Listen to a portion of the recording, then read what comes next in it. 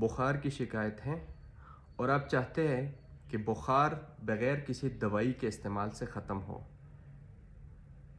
बुनियादी तौर पर हमें यह पता करना होगा कि बुखार किस वजह से आता है, उस वजह को फाइंड आउट करना होगा। और अगर वजह नहीं है, कभी कभार ऐसे होता है कि वजह हमें ज़ाहिर नहीं हो चुकी थी और हमें बहुत ज़्यादा बुखार आ जाता है। आपने क्या करना है, एक बड़ी सी बाल्टी लेनी है, उसमें आपने नीम गर्म पानी डाल देना है और उस बाल्टी में आपने पाँव रख देने हैं, चाहे वो घुटने तक वो पानी आए, कोई इशू नहीं है। और वो पानी जैसे ठंडा होता है तो उसमें आप मज़ीद गर्म डालते जाए, उसको चेंज करते जाए, तब्दील करते जाए। ये कम से कम आपने 1 घंटे तक इसमें पानी रखना है।